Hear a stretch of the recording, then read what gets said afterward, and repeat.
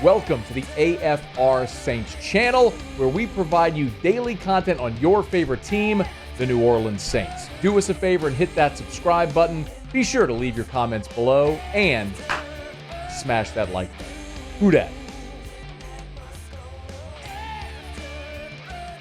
This is what I want our team to look like. And now the challenge is can you replicate that week in and week out? In a tough league that we play in. And so I thought we had a great week of practice. I thought our preparation was awesome. I thought our focus was awesome. And I think the results showed. Love to hear that, Dennis Allen, after the Saints win 34-0. There's ain't nothing to complain about. You go on the road, you pitch a shutout in the NFL on the road. I don't care that New England is awful. Those guys are getting paid too. Everybody stepped it up this week. You were you collapsed against Green Bay. You were embarrassed at home against Tampa.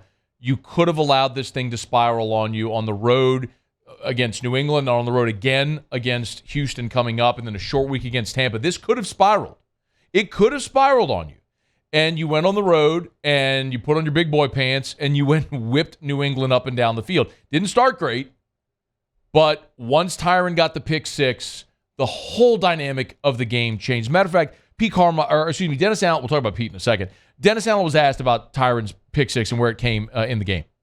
Being able to take the ball away, early in the game like that and create a little bit of momentum on your side. I think our whole team kind of fed off of that, and that was certainly, great to see. It's been a while since I can remember that we scored, on defense, and so that was a little bit of an emphasis this week too, to take the ball away and, potentially score on defense. As I kind of talked about the not letting it spiral. Remember what happened a season ago. You won the opener by the hardest against Atlanta. You played terribly, but Jameis rallied you and you got the win, 27-26. Then you lost that home game to Tampa where Lattimore and Evans fought and they both got ejected, and then you had the pick six and it unraveled in the fourth. You went on the road to Carolina. Kamara had the fumble that was a scoop and score, and you were better than them, but you lost 22-14. You went over to London, and you had a chance to win that game. Jameis was injured, but you had a chance to win that game, and you lose it 28-25. Dalton started in his place. You had the kick at the end where Lutz missed it, just short on the long kick. And so you lose 3 in a row. You come home, and you beat Seattle, so you're 2-3. Very similar spot. But then it unraveled on you. You let it fall apart at home against Cincinnati. Then you went on the road against Arizona. You allowed 2 pick sixes in that ball game, and you were embarrassed. And at that point, you were 2-5, and then it was just, 1 step forward, 2 steps back the rest of the way. So this game, to get yourself back above 500, to get to 3-2, feels so big, because if you had lost this game, big picture, Tampa's on the bye, Atlanta rallied and beat Houston on Sunday. But if you had lost this game and fallen to 3-2, then you're on the road against Houston, then short week against Jacksonville, then on the road against Indy. You could have seen a situation where you look up and you're 2-5. You're 2-6. You could see that possibility if it spiraled. So you needed this game at a spot where they were really challenged, and they stepped up and did it. Now, Pete Carmichael was a giant point of conversation last week, as we know. After the game, Dennis Allen was asked about how important it was to win this game for Pete Carmichael, given all of the attention given a week ago. If you're having struggles in an area, there's very few times that you can point in one individual direction and say that's the issue. So the challenge this week was for everybody, players and coaches, to show up, and I thought our guys answered the bell and showed up today. In theory, Dennis Allen's not wrong. When you're not playing well, it's generally not just one person or one thing, it's a collective. It could be the quarterback, it could be a leaky offensive line like it was in week 1 against Tennessee, it could be play call, it could be a lot of different things.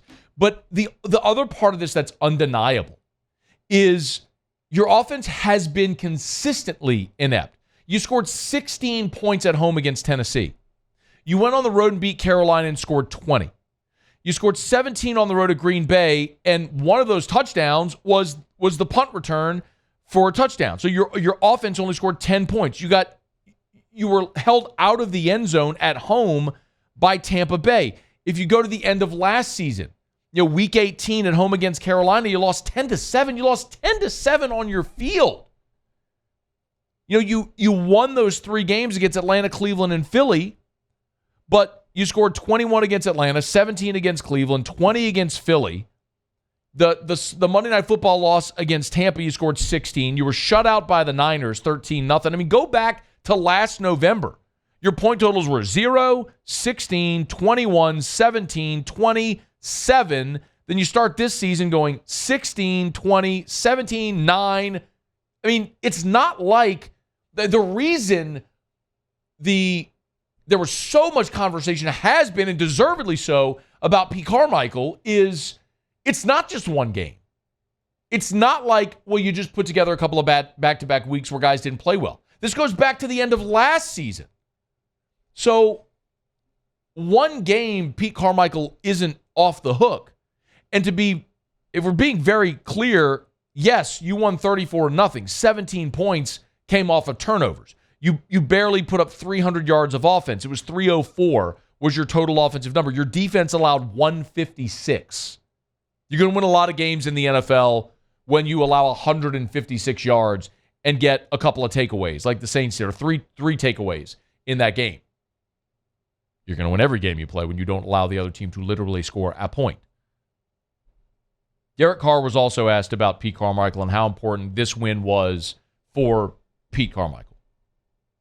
There was no different thought this week. There was no different feeling. We knew what we have in Pete, and we believe in him. I never lied to y'all. Like, we think the world of Pete. And so I just know that I've been in tough times, and when you do go out and have a good day, it's always a relief. No matter, it's always like, all right, let's at least get 7 days answering nice questions about some things, and so but that's this business, and he knows that. I know that, playing quarterback. Head coaches always know that, right? They got to always answer questions, and so it is what it is. But our confidence never changed in Pete, for sure.